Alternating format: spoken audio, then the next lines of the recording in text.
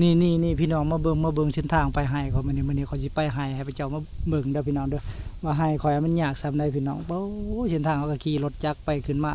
จากบ้านผู้เวียงแล้วหลังจากนั้นเขาก็ฮอดเลยพี่น้องให้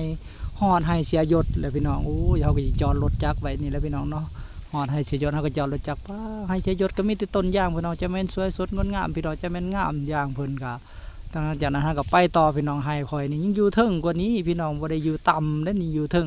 อันนี้แม่นให้พ่อผู้ทอนพี่น้องให้พ่อผู้ทอนให้พ่อผู้ทอนก็จะแม่นอยู่เทิงคือกันพี่น้องมีแต่ยาเหล้าเขาก็เดินทางต่อพี่น้องหลังจากจอดรถแล้วเขาก็ย่างเอาเด้พี่น้องย่างขึ้นภูป้าโถเส้นทางกับรถไทยนี่ก็ไปได้รถอีเต็กๆนะก็ไปได้พี่น้องแต่ว่า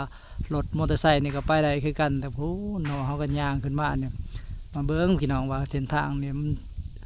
ยากสำใดแต่เขาก็สู้เพราะว่าให้เขาอยู่เทิงพี่น้องเนาะอยู่เทิงหลังจากนั้นเขาก็ขึ้นมาเรื่อยๆพี่น้องขึ้นมาป้าเส้นทางจะเป็นลำบากแต่ว่าก็สู้ได้พี่น้องเนาะจังได้ก็ต้องสู้เพราะว่าเขาจะขึ้นไปเบิ้งให้เฮามันนี่เนาะว่ามันเป็นจังได้ให้เฮามันนี่มาหอดเลยเขามาเพาะนายพานนะจ๊ะนายพานกำลังสิไปทางใดนายพานพวกนี้มาเบิ้งมาพระนายพานตัวนี้เขามายิง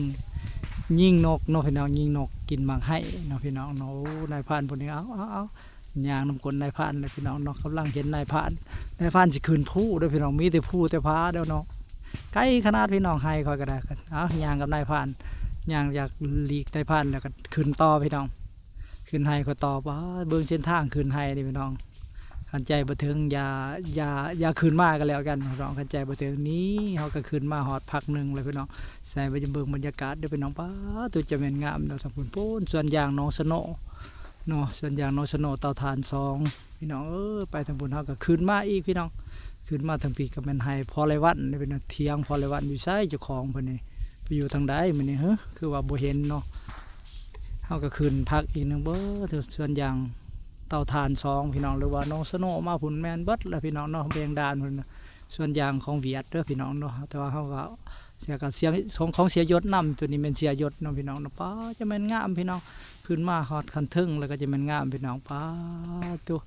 อากาศสวยสดงดงามธรรมชาติเป็นตะมวนได้พี่น้องแต่เขาจะให้เบิ้งคักพี่น้องป้าทุผู้น้องเอียนน้องแต่น้องเท่าและทางบุญนอกผู้ฝั่งนั้นก็ได้ฝั่งเฮากับผู้บ้านเฮาผู้บ้านนางเล่าพี่น้องนี่ บ้านเราขึ้นมาทึ่งแล้วเฮาสิปีงปลาพี่น้องโอ้ยเอาปลาขึ้นมานำขึ้นมาปีงอยู่หลังผู้พี่นี่เป็นตาแสบจะได้พี่น้องเนาะนี่จะได้พี่น้องเนาะขึ้นผู้ขึ้นฟ้าเป็นตาแสบเด้อพี่น้องเด้อฝากกดไลค์กดติดตามในเด้อทางเฟซทาง YouTube ของเฮาก็ได้บ่าวสร้างรถตู้เด้อพี่น้องเด้อกินข้าวอยู่ผู้แล้วมื้อนี้กินข้าวอยู่ผู้แล้ว